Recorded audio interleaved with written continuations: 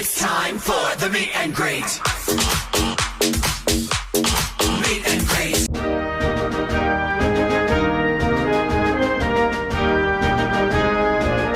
Hello viewers, welcome to Asavaris Meeting Show 5. Today we have Mashal Jan from our Afghani American community. So Mashal Jan is going to talk about the current issues related to Afghanistan. She is originally from Afghanistan but raised in this country. So Mashal Jan, you are more than welcome. You are most welcome to Asavaris Meeting Show. So Mashal is a very talented person and she's a singer.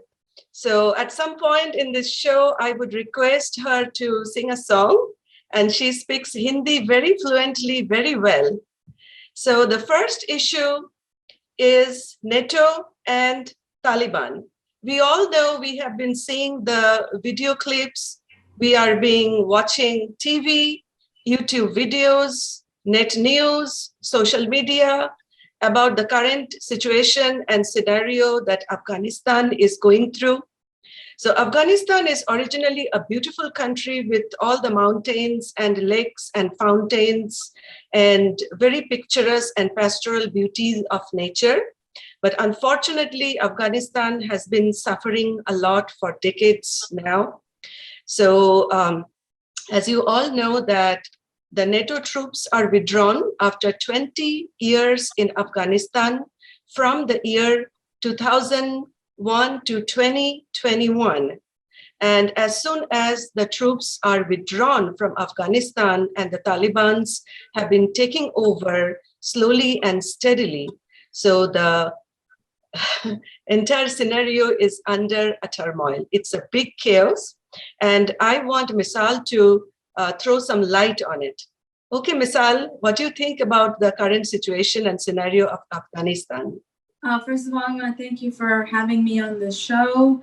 I'm honored and thrilled to discuss about these topics as they are near and dear to me. As a sociology and psychology major, there's a lot that's happening in Afghanistan from a humanitarian point of view, and a lot of people are seeing that through social media, and it's just something that was not expected. Of course. I really like the background of yours. It says Afghan lives matter.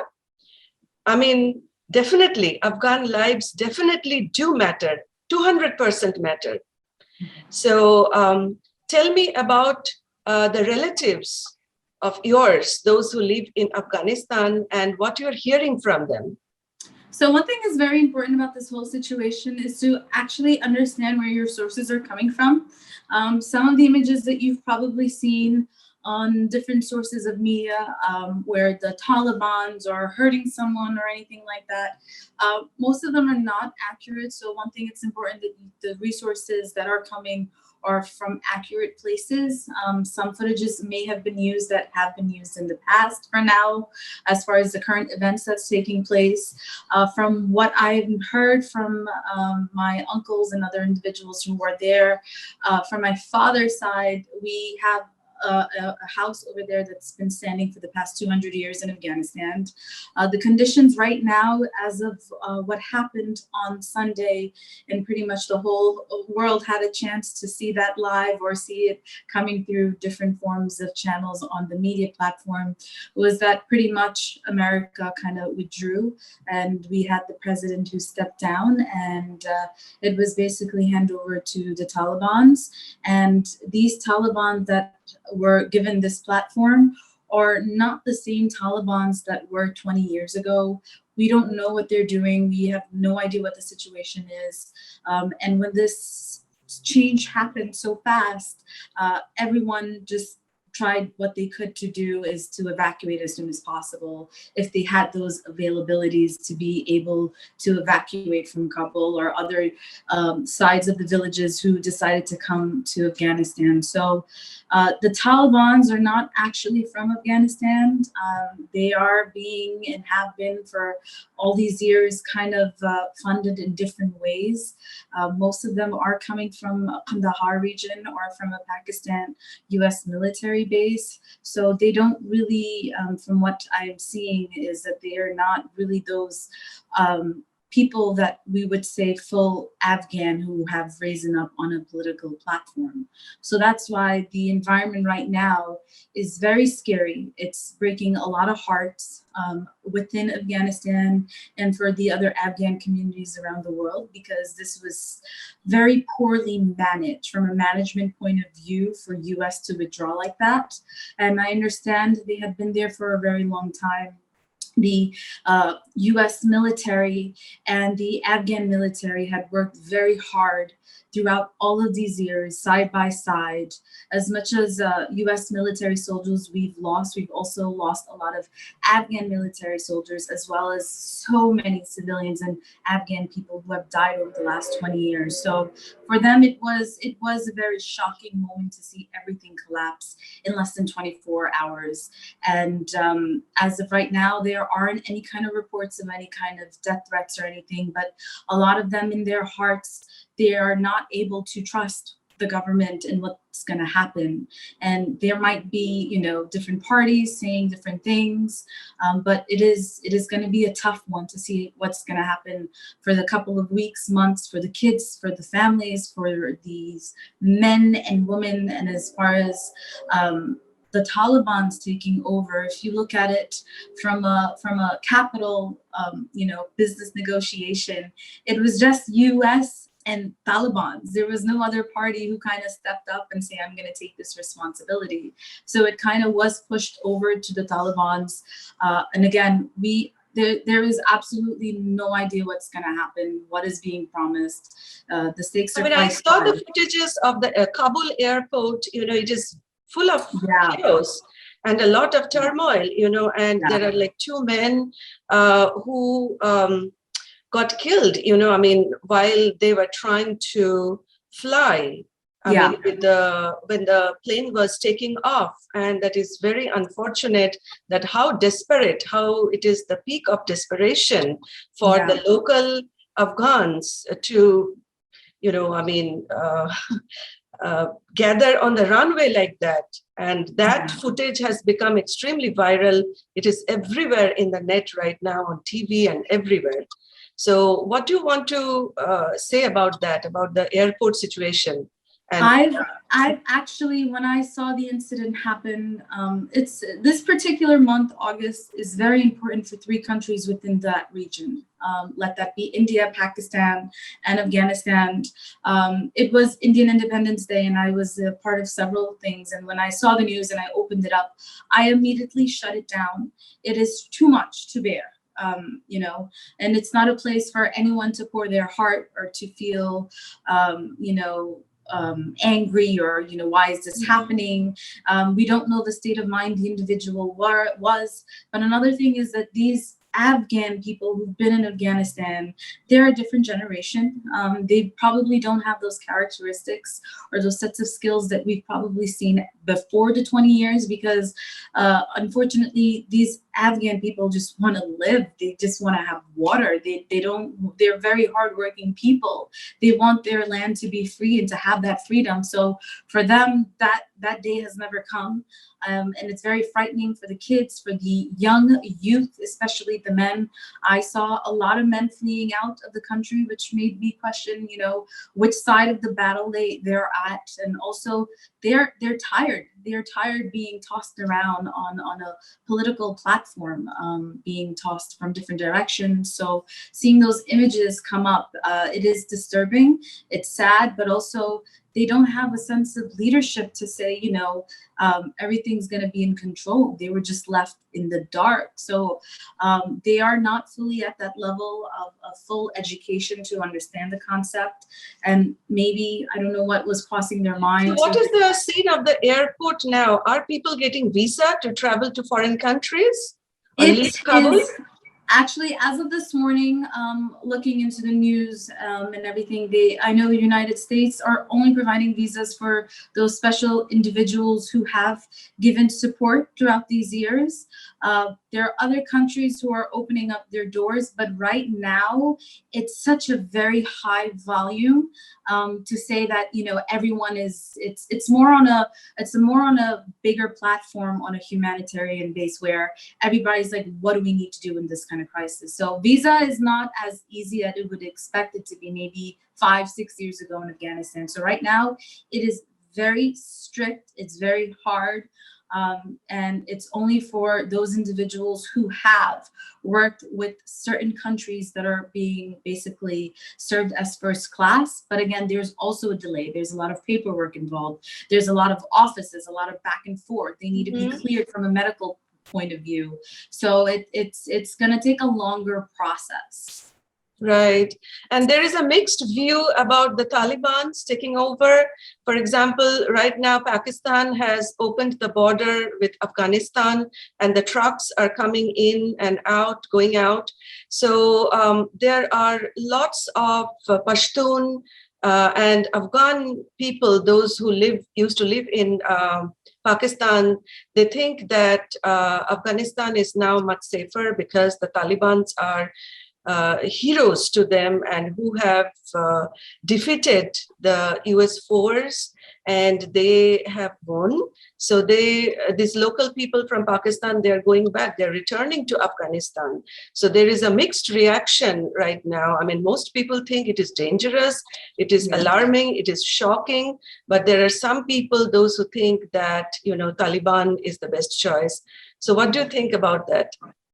So unfortunately, nobody was defeated here. It honestly, from what it looks like, it was just pretty much given over to the Talibans. They stepped up and they said, we're going to take over. And there are, a certain level of Afghans out there who probably would say, we are okay with this. We don't have a problem. But majority of them, they're not happy. They're not trusting what has taken place. And for those individuals who've been in Pakistan, I don't know what their situations are. They're deciding to come this way. Again, we don't know what the climate is. The resources as far as food and water and all of that has been kind of limited. So as far as them kind of supporting the Talibans, to each of its own on that platform. But, these Talibans are coming from some place that is not on a healthy level, I would want to say, as far as leading a country. With the messages they're giving right now, it seems like they have a different mind view and set. And again, I don't think we can compare them to the Taliban. And there can be a huge issue of the refugees. This is because there are so many countries, those who are sealing their borders. Yeah. And those whose borders are with Afghanistan, they're really scared and afraid that there will be a huge amount of people like migrants and refugees, those who can come, and they're sealing their borders. So I don't know what to say. It is really very shocking and it's very sad. So since time is flying, so the second part of our discussion is women's empowerment. And as per the current scenario of Afghanistan, we see the footages coming from Afghanistan that women's beauty parlor, boutique, offices, they're being painted and shut and closed because people are really scared about loot and also about Taliban showing sheer barbarism against women. And head cover is a must right now. I mean, women cannot really go out without their face being covered. Although the Talibans, they have promised that as per the Sharia law, they are going to allow women to be at offices, in schools, colleges, universities, to continue what they were doing. So what do you think about women's empowerment and entrepreneurship as per the current situation? Yeah, that's actually a very good question, and that's probably why I came across this Afghan Lives Matter, because it is a similar movement as far as the Black Lives Matter. You had a lot of protests who protested against the Black Lives Matter, and within that mix, you had individuals who were doing things that they shouldn't. They weren't protesting. So right now, in the situation that we're facing, I don't know how they're going to go about with them, with the Taliban saying that, we're giving more women that right, they can take part of government. But in the meantime, we're seeing them closing the doors, not letting them work, telling them to go home. So as far as women empowerment goes, that is purely in the responsibility of each Afghan woman in Afghanistan. Let that be 5-year-old, 6-year-old, 10-year-old. And I truly believe this in my heart that Afghan women are very clever, very smart, very brilliant. I think they even created a ventilator a couple months back during COVID. So I think they have the right characteristics and ability to fight through this, as long as they have each other's support, and as long as there's no interference and they have safety. As far as them taking part of the Taliban regime and kind of joining in and having them, say everything's going to go back to normal. As of right now, I don't. Do you think it will be extremely challenging for Afghan women, local Afghan women, to fight for their rights? I think because Taliban, they're very strong people, Yeah. And they're very cruel, very oppressive. Yeah, no, I think at this point, they're fearless. So if you can see that all these years, they have a lot. I think biologically, females have the ability to take on a lot. And right now that they've been pretty much, abandoned and mistrusted in the situation, I think each of them having each other's back, I don't think they fear the Talibans. I think they're standing up, but how, when, I'm not sure, but I'm aware there are certain Afghan ladies in Kabul who've gone about and creating their own kind of small military or something. So I know in no place do I have any doubts of them not continuing their education and empowering a lot of the future generations ahead. I have also heard about the Afghan women army, those who are fighting against Taliban, and they have been trained by US troops and also the Afghan army. So what do you think about, their percentage is very less, not even 5%. Yeah. So do you think, like the Kurdish Peshmerga army, they can fight against Taliban and they can be successful? What do you think? I honestly, that's a tough area. I don't have an answer if they would or they can't, but it looks like they are recruiting. They are trying to build a military, a small one whatsoever, to kind of say that, we stand together. We're going to get through this. So again, I don't have an exact answer to, can they defeat the Talibans? At this point, they're really tired. They honestly, for them, what they've gone for the last 40 years, it's unfortunate, but I know that thirst in them is still there for them to succeed and empower. So I have full faith and believe that these Afghan women will be able to take care of themselves.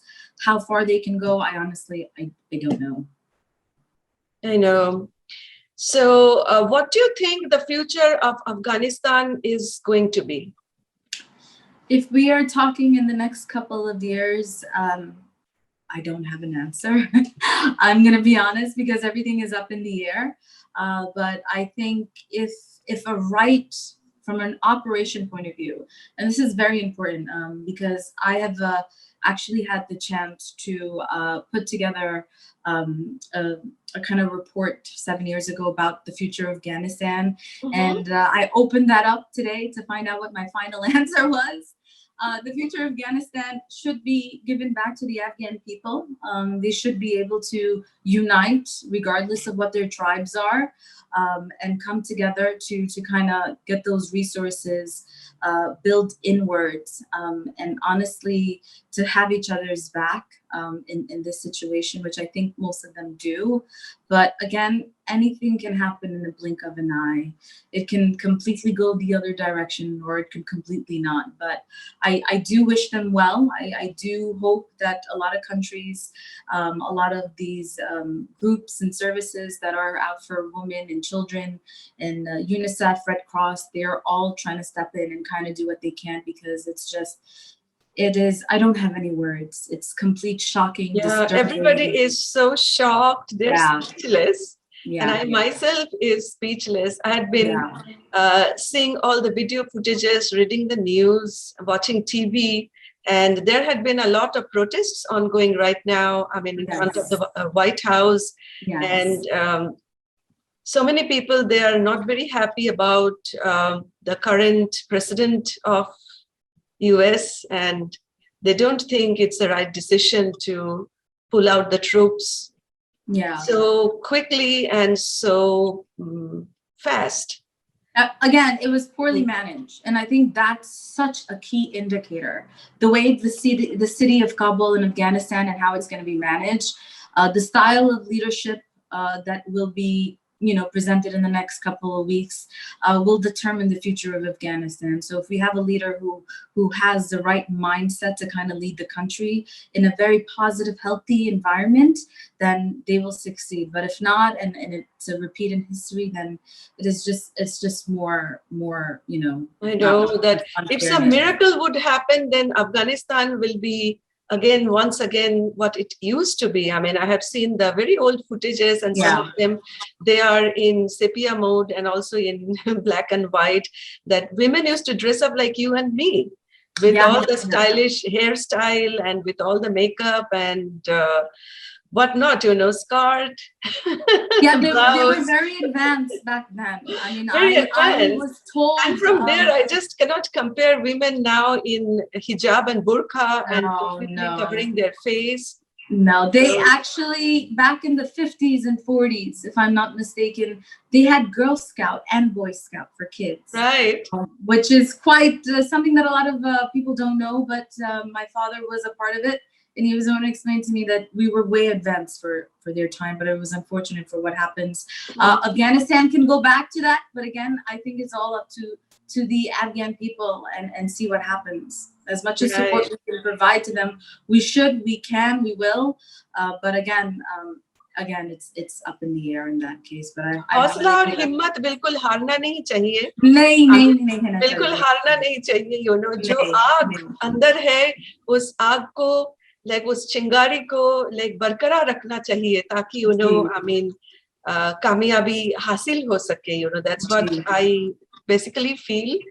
And it's very unfortunate that a beautiful country, a mountainous country, a very good landscape, it has so much of resources, full of minerals, precious minerals, I would say, so many mines, and Afghanistan could have been one of the world's richest country, because it has so much amanat in it. But unfortunately, it is I mean, we have lost the Bamiyan Buddha.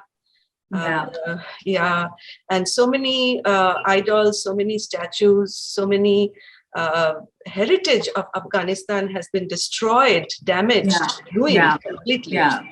So that's indeed very shocking. And Michelle, I mean, you are a very good singer, Mashal Jan. So would you like to sing a song for us? I don't have anything prepared, and I don't like singing without music. Anything, like a couple of lines? Couple of lines. Any Hindi song? Any Hindi song? I need to think about this for a second. What song do I want to sing? Okay. Yamma, yamma, yamma, yamma, ye khoobsurat sama, bas aaj ki raat hai zindagi, kal hum kahan, tum kahan. That's it for now. I know, it's a very sweet song, and I would like to sing for you just a couple of lines. Sure. हम होंगे कामयाब, हम होंगे कामयाब, हम होंगे कामयाब एक दिन, ओ मन में है विश्वास, पूरा है विश्वास, हम होंगे कामयाब एक दिन.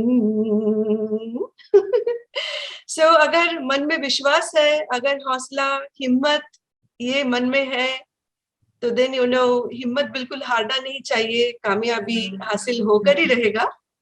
नहीं, और फिर मेरे पास पूरा यकीन है कि शायद अभी पता नहीं कि क्या हो जाएगी, मगर जो अफगानी लोग जो वहां पर है वो हारने वाला नहीं है, कभी नहीं हारा और कभी नहीं हारेगी, मगर अभी वो लोग थक गए हैं कि there is a proverb, that every dark cloud has a silver lining. Yes. So I know all the torture, the oppression, barbarism, I mean, all these wars, these are the dark clouds, but the silver lining is hosla, himmat, which, Afghani people, they have grown. Okay? So failure is always a pillar of success. Ye Afghani people ka dosh nahi tha. I don't want to blame them. It is very unfortunate that how they became victims. So ye silver lining hai that, I mean, rain or shine, like himmat leke, aage aana chahiye. Or chahe jo bhi ho jaye, jo bhi, because Afghanistan has seen the worst and there is nothing else. I mean, even worse that bacha hi nahi hui. No, I mean, no, but if this does go well, and the Talibans don't seem to do what they did 20 years ago, you never know. Afghanistan might be the next Japan, because they have.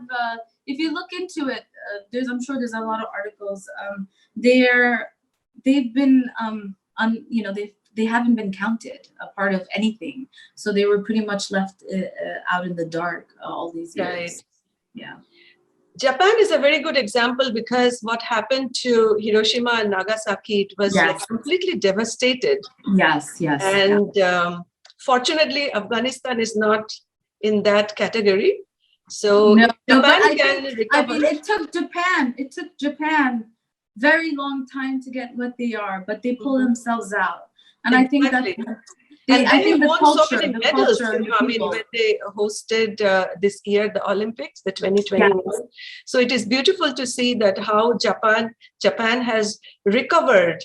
It's a full recovery, from what happened. So if they can do it, I mean, I am very positive, optimistic, and I'm very hopeful also that Afghanistan will also have a very bright and beautiful future, and they can also win some medals. I mean, they are already a winner because they have suffered so much. And still, there are so many Afghanis, they love their country. I mean, it's a beautiful background, Mashal, that you have behind you. And, thank you. I'm very hopeful, very positive, very optimistic that one day will come. Like, one day has already come that when, the foreign invaders, infidels, whatever you call, they have left Afghanistan so easily and so quickly, so fast, and they have evacuated. So one day will also come when Afghanistan will be the talk of the town, the talk of the world. People will give examples that, like people, they are giving examples of Japan. So people, they will give examples of Afghanistan that learn from them, that how they have fought and how they have stood out. Absolutely, I agree. Any closing statement? Well, I think right now it's a very sticky situation. A lot of emotions are all over for everyone who are in Afghanistan and for everyone outside who's watching. So we can pray and hope for the best for them. But I do think it's important that the communities need to kind of step up and kind of do something for them, because at the end of the day, they're all human. We all have the right to live a normal life, and it's unfortunate what has happened. So we will see what happens in the next few days. And what about the technology right now? I mean, how is it working? Is it functioning? So unfortunately, right now, a lot of the banks are closed. Mhm. I think the technology point of view, I'm not seeing much activities. It's quiet at the moment. So there is no restrictions. Internet is functioning well, right? Yeah, internet is functioning well, but I just feel like there might. And also the cell phones. Mhm. I'm sorry. The cell phones. Oh The yes, cellular yeah. connection. There's full services that's going on. In fact, today I saw something from Kabul where there's no one to kind of lead the traffic and direct the traffic. Mhm. So the person who bumped into this person who was kind of taking that direction said, "Are you getting paid, sir? Are you, who told you to come here?" And the man basically said, "I'm not getting paid. I see how bad the traffic is. There's no one here to direct it, and I feel that I have the responsibility to take this role." He's not getting paid, and he's been still going from 6 a.m. to 10 a.m. And he said, "This is my duty as an Afghan citizen to make sure that I am here, because right now there's no one doing that." So this just illustrates you how they're kind of stepping up and doing what they need to, even though they are so scared.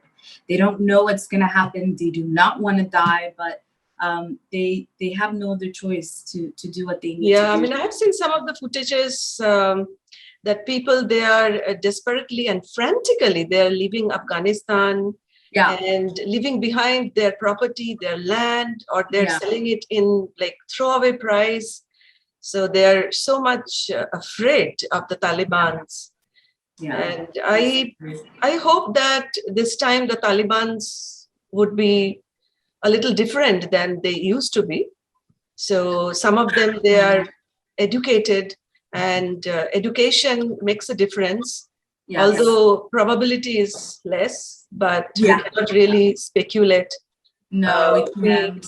yeah, let's hope for the best that this time it won't be that nightmarish, which it was 20 years Yeah. ago, and Yeah. even after that.